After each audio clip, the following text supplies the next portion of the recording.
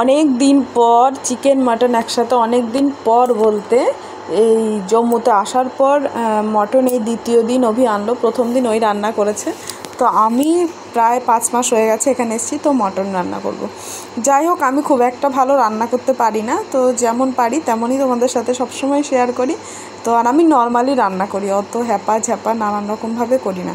তো যাই হোক, সেই রকমভাবে মটন চিকেন সব কিছু ধুয়ে পরিষ্কার করে রেখেছি। আর এদিকে তোজোবাবু আর তোজোর বাবার চুলগুলো অনেকটাই বড় হয়ে গেছে, তো ওগুলো একটু কাটতে হবে, যার জন্য তোজোকে একটু উস্কো খুস্কো লাগে, সবসময় ফ্রেশ লাগে না। আর তোজোর বাবাকে তো কেমন যে লাগে চুলটার জন্য। তো যাই হোক, নানান কারণে কাটা হয়নি। নানান কারণ বলতে একটাই, ডিউটি, ওদের ভীষণ ডিউটির চাপ। যেদিন ও ইলেকশন ডিউটি করে বাড়িতে এলো সেই দিন থেকেই ডিউটি শুরু হয়ে গেছে।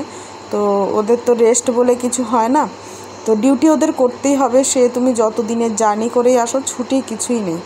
তো যাই হোক, ওরা দুজনে যাচ্ছে হচ্ছে চুল কাটতে, ওই জন্য তোজোর বাবার গাড়ি করে তোজো যাচ্ছে। আর আমি বাড়িতে থেকে রান্নাবান্না সেরে নেব। তো ওর একটু জলও তেষ্টা পেয়েছে, তাই তোজোর বাবা বললো যে একটু জল খাইয়ে দিতে, একটু জল খাইয়ে দিলাম। আর ওর তো যাওয়ার জন্যে তারা বাইক বাইক বাইক, মানে বাইক দেখলেই তো আমাকে টাটা বাই বাই করে দিচ্ছে তাড়াতাড়ি করে। যাই হোক, ওরা এখন চলে যাক, আমি আমার রান্নাটা সেরে নিই, তারপর আবার দেখা যাক ওরা কখন আসে। ওরা আসলে আবার ওকে স্নান টান করানোর আছে। বাবাই, টাটা, টেক কেয়ার, সাবধানে থাকবে, হ্যাঁ, সাবধানে থাকবে, হ্যাঁ।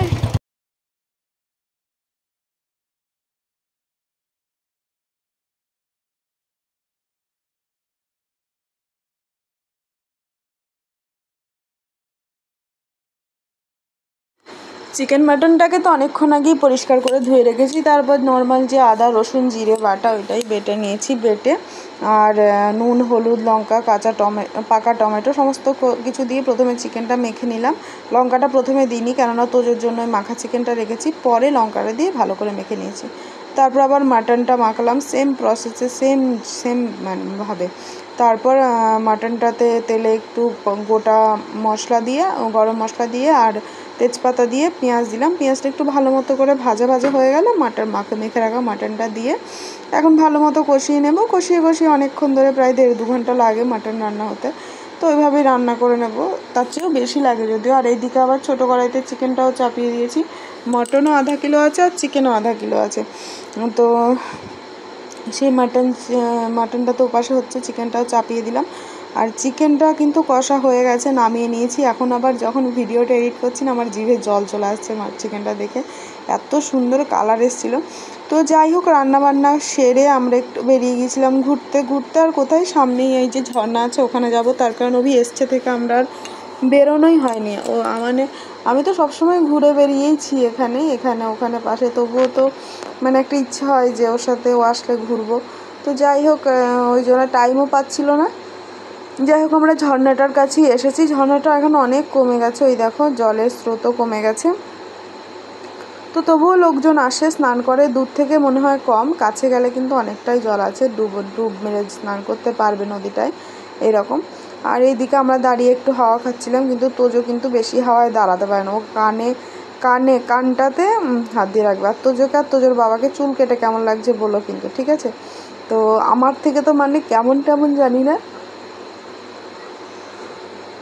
ওদের দুজনকে ভীষণ হালকা মনে হচ্ছে, ভীষণ। আর পাহাড়ের গায়ে কেমন ক্যাকটাস গাছ উঠেছে দেখো। আমি শুধু চিন্তা করি এই পাহাড়ে পাথরের মধ্যে কী করে এত গাছ হয়, আবার তার মধ্যে এত সুন্দর ফুল ফল হয়। তো যাই হোক, ঘুরে গেড়ে বাড়ির দিকে চলে যাচ্ছি, তার কারণ প্রচণ্ড হচ্ছে, ভীষণ জোরে হচ্ছে, হাওয়া দিয়েছে। আর তোজোকে যেহেতু বিকেলে চুল টল কেটে স্নান করিয়েছি, হাওয়াতে রাখলে হয়তো জ্বর চলে আসতে পারে। আর ওকে ফুল হাতা জামাও পরায়নি, এখানে তো হাওয়া দিলে একটা ঠান্ডা ভাব হয়ে যায়, আমাদের ওখানকার মতো নেই যে হাওয়াটা দুপুরের দিকে দিলে গরম হাওয়া লু বয়, কিন্তু একটু যখন রোদটা পড়ে যাবে বিকেলবেলা তখন কিন্তু আবার ঠান্ডা। তো যাই হোক, যেখানে যেমন সেখানে তেমনভাবে চলতে হবে। তো সবার আগে বাচ্চার খেয়াল রাখতে হবে।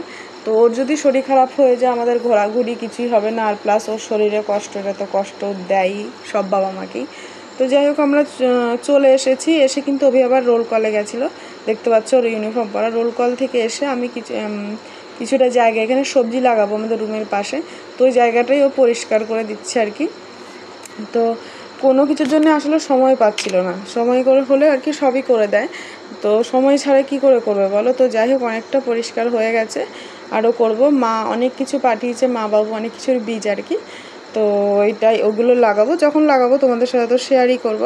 এইটা কিন্তু আবার পরের দিনের ভিডিও, তো দেখতে পাচ্ছ পরের দিন না, মাঝে একটা দিন বোধ হয়ে গেছে, কেননা পরের দিন তো আর মাছ রান্না করিনি। হ্যাঁ, যেহেতু আমি এখন প্রতিদিন ব্লগ দিই না, তো এটা আবার একদিন পরের ভিডিও। পোস্ত দিয়ে মাছের ঝোল করব, সর্ষে পোস্ত দিয়ে। এটা কালকের কিছুটা ভাত ছিল, ওটা আলাদা করে রেখেছি, আর এখানে মাছগুলো ভেজে রেখেছি। এখানে কিন্তু এখন ভীষণ সুন্দর মাছ পাওয়া যায়, নদীর জ্যান্ত ছোট ছোট মাছের বাচ্চাগুলো। তো যাই হোক কী রান্না করেছি দেখিনি। ডাল তো আমাদের প্রতিদিনকার আছেই, ডাল। এখানে উচ্ছে ভাজা, শুকনো লঙ্কা ভাজা, ভেন্ডি সেদ্ধ, আলু ভাজা তোজোর জন্য পেঁয়াজ দিয়ে, আর হচ্ছে ওই মাছটা ভীষণ টেস্টি হয়েছে, ভীষণ অসাধারণ খেতে হয়েছে। তো কোনো একদিন তোমাদের সাথে শেয়ার করব আমি কিভাবে বানাই, ঠিক আছে। তো চলো, এইবার তো রান্না বান্না ওইদিকে হয়ে গেল। তোজবাবু কিন্তু অনেকক্ষণ থেকে এখানে ওখানে সেখানে খেলে বেড়াচ্ছে, ওর আজকে একটু মনটা খারাপও, কেননা আমি তো অন্য সময় সবসময় রান্নাঘরের কাজটা শুধু রান্নাটুকুই রাখি, আর রান্নার পরে যে কটা বাসন হয় ওইটুকুই। আমি সমস্ত সবজি কাটা বলো, যা ধোয়া বলো, যা বলো, যতটুকু করে রাখা যায় আমি করে রাখি। মশলা বাটা ফ্রিজে রেখে দিও, ঘুমোলে যখনই আমি সময় পাই আমি করে রাখি, যাতে আমি সব সময় ওকে সময় দিতে পারি, ওরও কষ্ট না হয়, ও না কান্না করে। তো যাই হোক সেই হিসাবে আজকে একটু কম করে রেখেছিলাম, ওই জন্য ওর কষ্ট হয়েছে। যাক কী রান্না করেছি তখন একবার দেখিয়েছি, আবার দেখিয়ে দিলাম, তার কারণ আজকে আমার মাছের ঝোলটা এত বেশি ভালো লেগেছে কি বলবো। আর তোদের জন্য এখানে খাবার নিয়ে বসে পড়েছি, দেখো এখানে হচ্ছে টমেটো দিয়ে ডাল, আলু ভাজা আর মাছ ভাজা দিয়ে ওকে খাওয়াবো। তো যাই হোক খেয়ে দেয়ে কিন্তু আমরা দুপুরবেলা আবার বেরিয়ে গিয়েছিলাম, আমরা চলে গেছিলাম ব্যাংকে। আমার ব্যাংকের অ্যাকাউন্টের প্রবলেম, আধার কার্ডের প্রবলেম, কত যে প্রবলেম আমার এই ডকুমেন্টসে কি বলবো। তো ব্যাংকের কাজকর্ম সেরে আমরা কিন্তু ক্যান্টিনে চলে এসেছিলাম, ক্যান্টিন থেকে কিছু টুকটাক জিনিসপত্র নেব, ভীষণ যেগুলো প্রয়োজনীয়, বিশেষ করে তোজোর খাবারগুলো, চিড়ে, সুজি। তো মাঝে মধ্যে ওকে ম্যাগি খাওয়াই, ম্যাগিটা না নিলেও হতো চিড়ে আর সুজির জন্যেই। তারপর হচ্ছে আরও নিয়েছি ধূপকাঠি, তারপর কিছুটা রিফাইন তেল, যা যা মোটামুটি লাগবে আমাদের টুকটাক জিনিস। আর 6-7 দিন ছিল আর মাসের, ওই জন্য। তো যাই হোক ওগুলো নিয়েছি, নিয়ে তোজোর বাবা তোজোর জন্য পেয়ারার জুস নিয়েছে। ও কিন্তু একদম আমার মতো ওই প্যাকেটের কিছু খাওয়ার খুব কমই খেতে চায়, ভীষণ কম, তো ও কিন্তু খায়নি। আরও দুটো ম্যাঙ্গো জুস নিয়েছে। তো আমাদের ক্যান্টিনের কাজকর্ম শেষ, বাড়ি গিয়ে দেখাবো তোমাদের কি কি বাজার করেছি, কি কি কিনেছি। ওখানে আবার ফুচকা খেয়েছিলাম, একটু ঘুরে বেরিয়েছি। তো যাই হোক আসার পথে আবার সবজি বাজারও করে এনেছি এই কাছে থেকেই। আর অনেক দিন পরে ডিম এনেছি। এখানে ডিম তোমরা দেখতে পাও যে তোজোকে কিন্তু এখন ডিম খাওয়ানো হয় না, তার কারণে এখানে ডিম পাওয়া যায় না, ঠিক বলবো না, 80% ডিম ট্রেতে নষ্ট থাকে, তো ওই জন্য ডিমটা এখন আনি না। তো এখানে দুটো ডিম এনেছি, দেখবো ভালো হয় কি না, তাহলে পরে আবার দুটো করে এনেই খাওয়াবো। তো একসাথে অতগুলো ডিম খারাপ হওয়ার থেকে যদি কারণে দুটো খারাপ হতে হবে।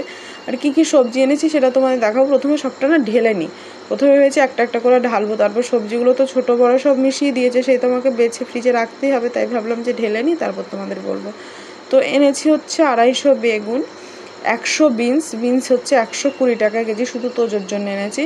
তারপর শসা, লাউ, কলা, মৌসুম্বি এগুলো এনেছিলাম, টমেটো। আর এইদিকে হচ্ছে স্কচ ব্রাইট এনেছি, চিনি এনেছি, সুজি এনেছি, পাঁপড় এনেছি, ম্যাগি এনেছি, ন্যাপথলিনের গোটা এনেছি, ধূপকাঠি এনেছি, ওডোনিল এনেছি দুটো, আর ধনিয়া পাতার বীজ এনেছি। আর এনেছিলাম হচ্ছে তোজোর জন্যে 4টে ক্যালেন্ডার, সেই ABCD 1 2 এগুলো। তো ওগুলো তোমাদের সাথে দেখানো হয়নি, কারণ ওগুলো দেওয়ালে লাগিয়েছি আর দেখানো হয়নি। তো তারপর বিকেলবেলা তোজবাবু একটু ওর মামিমণির আদর খেয়ে নিল। তো তো ওকে ভীষণ ভালোবাসে, সেটা আলাদা, বাচ্চাদেরকে বেশিরভাগ মানুষই ভালোবাসে, কিন্তু বাচ্চারা কিন্তু বোঝে কে কাকে কতটা বেশি ভালোবাসে। ও কিন্তু মৌকে প্রচণ্ড বেশি ভালোবাসে, ভীষণ। মাঝের মধ্যেই মৌয়ের কথা আর মনে পড়ে, বলবে কখনো রাত দেখে বলবে মৌয়ের কাছে যাবে, এইরকম। তো যাই হোক এইদিকে ওরা খেলাধুলো নাচানাচি করছে, ঐশী আর তোজো, আর আমরা ওখানে বসে আছি, বসে বসে একটু হাওয়া খাচ্ছি।